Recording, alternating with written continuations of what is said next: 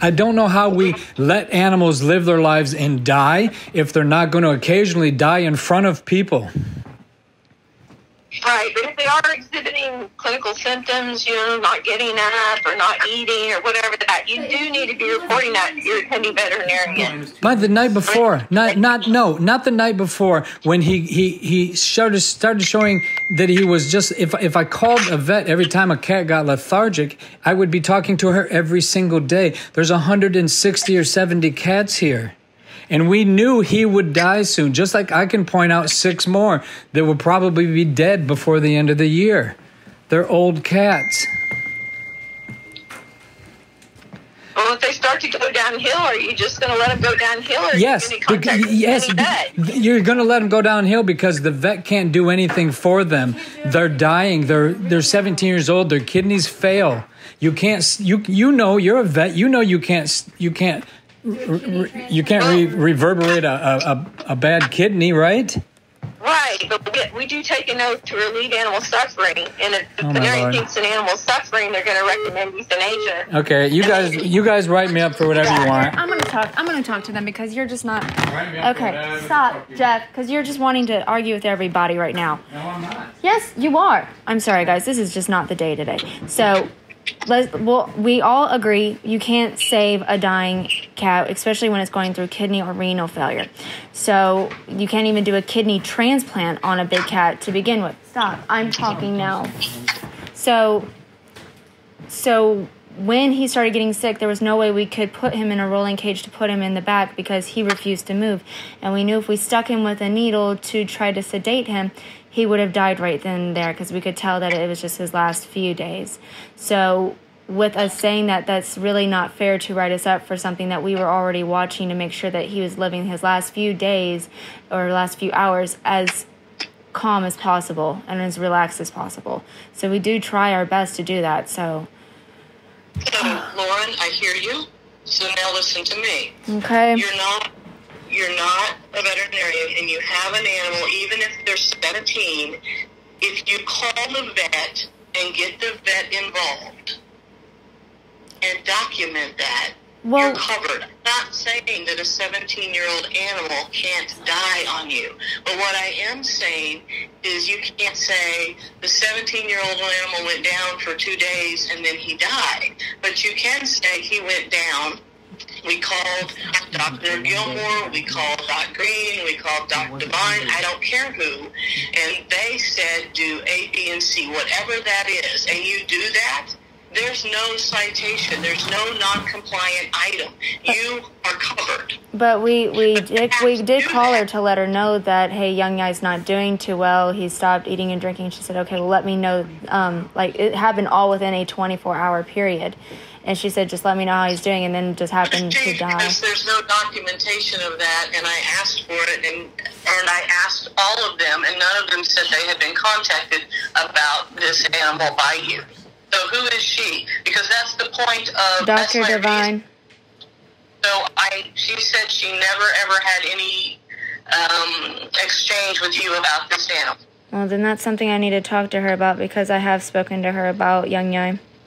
That would be great because that's what I'm basing this on. That's what we're basing this on. She was asked and she had nothing and said she had never been consulted with about this animal. And you would have been fine if we had that you consulted with a veterinarian.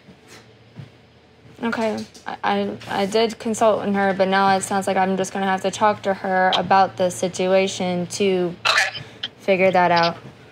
Okay. We did get your photo of you correcting the resting platform with the lemurs, so thank you for that. And so that shows that you corrected it on June 22nd, 2020. Now, there were some subflooring issues in several of the enclosures. One in the rear of the park, there was 2 wolves where their metal subflooring had been kind of dug out or washed away or whatever. And those gaps, without any earth under them, are about 4 by 4 inches. Where was this one?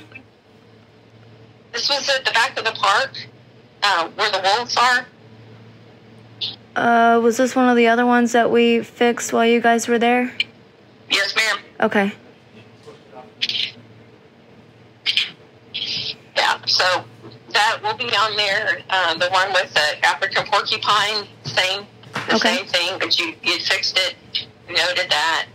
I think there was one with the Fisher cat. Yes. The same way. And the kangaroo enclosure, did you get that? A piece of wood put in between that metal? Yes, ma'am. I'm sorry, I forgot to go take a photo of that. Yes, we did get that fixed that day. Okay. And then there was one in the back of the park in a tiger enclosure where there's like about a 10-inch high metal reinforcement that was next to the metal fencing, but a gap had been created, and so it was like 3 or 4 inches away from the metal. Did you get that? Was this the one that Debbie had talked to Joe about apparently a while back that we didn't know about, or was this the other? Yes, Jeff did get that fixed. Awesome. So all that shows that you corrected on May 22nd. So we already talked about the flies and that. So I think that's everything, unless I missed something. Debbie, did I miss something? I don't think so. You covered it all. We did not go, didn't have time to go through all the paperwork, so this does not include a paperwork inspection. So I did do my hardest to keep that paperwork as straight as possible. You had a good inventory, Lauren. I will tell you that from a 50,000 foot view, it looks like you really have kept that up, and so I commend you on that. Thank you. Your counts were really pretty darn close to what ours were out there. Okay. So it noticed that now it hasn't been completely shorn up with your disposition and all of that stuff, but I can tell you your counts were pretty close to ours. So. Okay, good. Yeah, that was good. Do you have any other questions for us? Oh, not really. Was hoping like for a perfect one, but I guess we can't wish for everything. So, all right. And other than that, no, I don't have any other questions I can think of at this time. Yeah, you've got 22 days from when you receive the report to do any kind of appeal, and they're pretty fair about their appeals, in my opinion. I think they're very thoughtful about it. Okay. So we're going to email you the report, and we'll need you to respond to the email that you received it. It doesn't mean you agree with it. It means you received it. Okay. Is that fair enough? Yeah, that's totally fine. I'll have Jeff be on the lookout for it.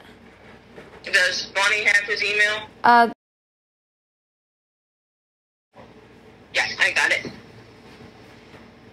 Okay, all right, guys. Thank you so much. Thank you. Thank you, bye. Complete total bullshit.